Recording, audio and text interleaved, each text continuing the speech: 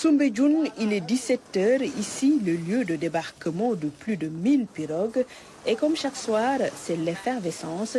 Si certains bateaux de pêche débarquent, d'autres se préparent pour aller passer la nuit en mer.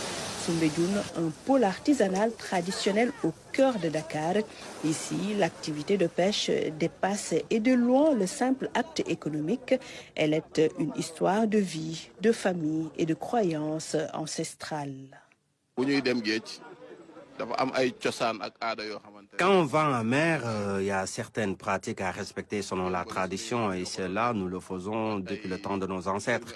Avant de commencer, nous faisons des prières et offrandes, par exemple du lait caillé, du lait liquide et du mil pour aller revenir en paix, pour avoir aussi une bonne pêche. Après Soumbédioune, nous sommes allés à Ouakam.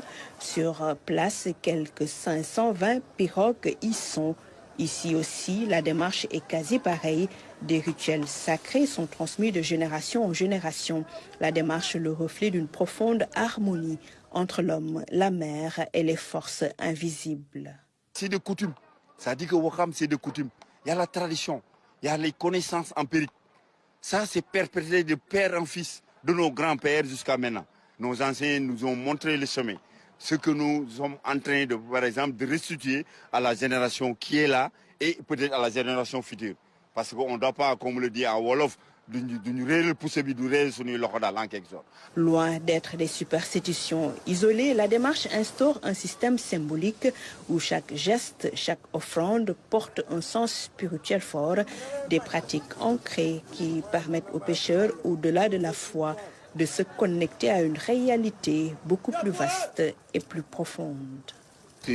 Soumbédioune, vous le savez, c'est la porte de Dakar, l'histoire de l'Œil d'Aour, le génie protecteur, tout le monde le connaît. Il avait été ici et nous sommes ses descendants. La mer, c'est dangereux, mais nous avons des rituels de protection pour parer à toute éventualité. Nous sommes des croyants aussi. Alors, il y a le batin qui est là. Alors, ce batin-là, chaque année, nous organisons des séances de prière pour la mer, pour que les pêcheurs vraiment aillent en mer paisiblement et reviennent pour rejoindre leur famille. Et dans ce sens-là, c'est des journées de lecture du Coran, le sanglé comme on le dit en français, mais c'est le lach, comme on l'a dit, de l'Aqsa surtout. Au niveau de Ouakam, il y a un khéroubop, le rag-rag aussi. Alors dans ces deux points-là, il est servi chaque année du lait caillé pur. Démonstration mystique ou culturelle, à chaque localité, ses croyances avant toutes jetées. Il y a ceux qui croient en ces choses et ceux qui n'y croient pas. Personnellement, je fais des offrandes du lait frais ou caillé avant de partir.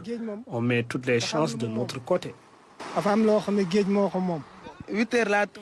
Je suis parti à 8 h ce matin. J'ai fait mes achats, acheté ce dont j'ai besoin pour la journée et appelé Serine Fallou 7 fois. Et voilà, je suis revenu sain et sauf.